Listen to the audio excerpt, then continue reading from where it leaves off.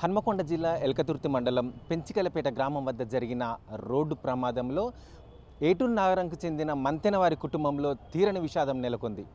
ఇవాళ రెండు కుటుంబాలకు చెందిన మంతెన కాంతయ్య కుటుంబం, మంతెన శంకర్ కుటుంబం, ఈ రెండు కుటుంబాలు నిన్న రాత్రిపూట వేములవాడకని చెప్పి బయలుదేరారు. ఆ వేములవాడకు వెళ్తున్న క్రమం లోపల ఈ యాక్సిడెంట్ జరిగింది. ఏదైతే ఎర్టిగా కారులో వేములవాడ దర్శనానికి వెళ్తుండగా ఇసుక లారీ వచ్చి కొట్టేసింది. అది కూడా రాత్రి 1 గంట సమయంలో జరిగిందని చెప్పి తెలుస్తుంది. ఇందులో చూస్తుంటే మంతెన కాంతయ్య, మంతెన శంకర్, మంతెన భారత్, మంతెన చందన్, ఈ నలుగురు, ఆ కుటుంబంలో ఇద్దరు, ఈ కుటుంబంలో ఇద్దరు, ఇట్లాగా నలుగురు చనిపోవడం జరిగింది. మంతెన రేణుక, మంతెన భార్గవ్, మంతెన శ్రీదేవి, ఈ ముగ్గురి పరిస్థితి విషమంగా ఉంది. వీరిలో భార్గవ్ని శ్రీదేవిని అత్యవసరం చికిత్స కోసం, మంచి చికిత్స కోసం ప్రైవేట్ హాస్పిటల్కి తీసుకుపోగా ఇవాళ భార్గవ్ ఇక్కడే రేణుక మాత్రం కదిలిస్తే చాలా తీవ్ర ప్రమాదం జరుగుతుంది కాబట్టి ఏమైనా కదల్చొద్దని చెప్పి ఎంజిఎం వైద్యులు సూచించిన మేరకు ఇక్కడ ఉంచడం జరిగింది. అయితే ఈ యాక్సిడెంట్ వచ్చేసి వీరు ఎయిర్ బ్యాగ్స్ ఓపెన్ అయ్యి ఉంటే బతికేవారు, కానీ ఎయిర్ బ్యాగ్స్ ఓపెన్ కాకపోవడం వల్ల చనిపోయినట్టుగా కనబడతా ఉంది. మొత్తానికైతే ఈ మంతెన వారి కుటుంబం లోపల తీరని విషాదం. ఇవాళ ఆ కుటుంబంలో ఇద్దరు, ఈ కుటుంబంలో ఇద్దరు చనిపోవడం జరిగింది. చూసినాం. విషయం మీద పోలీసులు అక్కడ పూర్తి దర్యాప్తు చేస్తున్నారు. అసలు ఏ విధంగా జరుగుతుంది, మరి లారీ అతనిది తప్పు ఉంటుందా, ఎర్టిగా తప్పు ఉంటుందా అనే కోణం లోపల అక్కడ జరిగిన యాక్సిడెంట్ రోడ్డు మరకలను బట్టి ఎటువైపు జరిగిందనే విషయం మీద అక్కడ పరీక్షిస్తున్నారు. అలాగే ఇక్కడ శవాలను పరిశీలించేందుకు కూడా పోలీసులు ఇక్కడికి వచ్చి దర్యాప్తు చేస్తున్నారు. వారి కుటుంబ సభ్యులు ఉన్నారు, ఇవాళ వారితో మాట్లాడించే ప్రయత్నం చేద్దాం. చూసినాం ఇవాళ ఏదైతే దీనికి సంబంధించిన ఎగ్జామింగ్ జరుగుతున్న పోలీసుల ద్వారా మనం విషయాన్ని కనుక్కునే ప్రయత్నం చేద్దాం.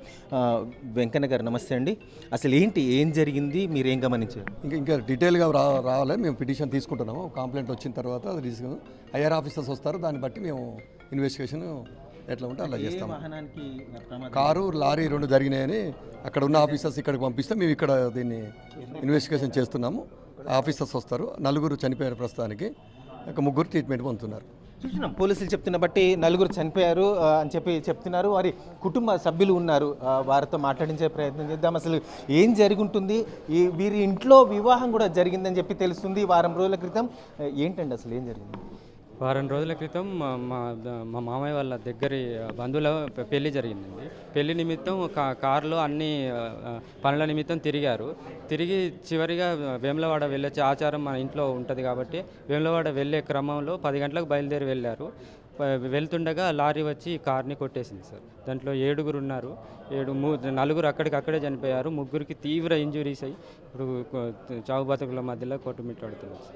అంటే అక్కడ మిస్టేక్ ఎవరిది అయి ఉంటుందనే సార్ కనబడుతుంది. ఖచ్చితంగా heavy vehicle sir. Heavy vehicle వచ్చి ఈ వెహికల్కి డాష్ ఇచ్చినట్టు అక్కడ ప్రూఫ్స్ కూడా కనబడుతున్నాయి సార్.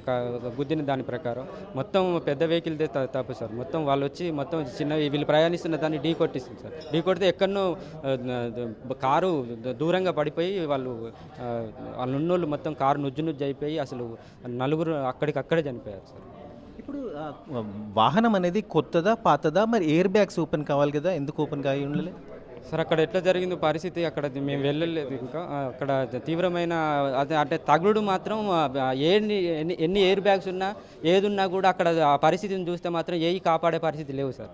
అందువల్ల అది పూర్తిగా అందులో ఉన్నోళ్ళు పూర్తిగా అక్కడికక్కడే 4 చనిపోయారు సార్. 3 తీవ్ర ఇంజురీతో ఇప్పుడు కోమలో ఉన్నారు. ఒకే కుటుంబంలో ఈ విషాదం నెలకొనడం ఎలాంటి పరిస్థితి? చాలా బాధాకరం సార్. ఎవరు తీర్చలేని బాధ. అసలు పగోళ్ళకు కూడా ఇలాంటి కష్టం రాకూడదు సార్. దేవుని దర్శనానికే సార్ పోయేది. ఆ దేవుడు తీవ్రని విషాదాన్ని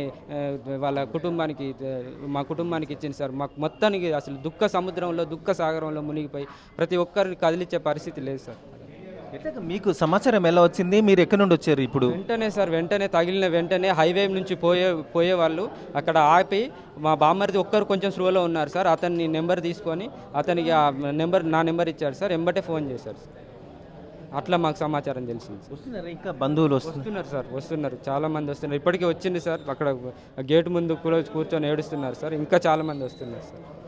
చూస్తున్నాం ఇలా భార్గవ్కు చెందిన మేనమామ బిడ్డ వివాహం జరిగింది. ఆ వివాహం జరిగిన అనంతరం ఇవాళ వీళ్ళకు ఆనవాయితీ ఏంటంటే వివాహం చాలా చక్కగా గ్రాండ్గా జరిగిన అనంతరం మళ్ళీ పోయి వేములవాడ దేవుడికి మొక్కు అప్పచెప్పుకోవడం అనేది ఉంటుంది. అందులో భాగంగా వీళ్ళు 7 మంతెన కుటుంబానికి చెందిన 7 అందులో వెళ్తున్న క్రమం లోపల ఈ ప్రమాదం జరిగింది.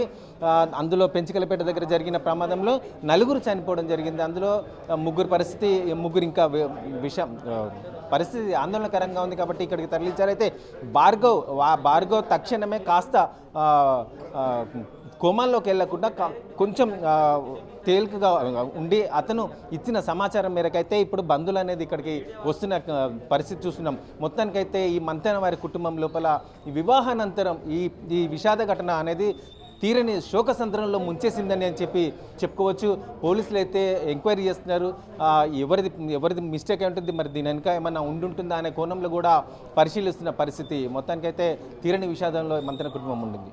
కెమెరామెన్ రాజుతో నరేంద్ర, RTV న్యూస్, వరంగల్.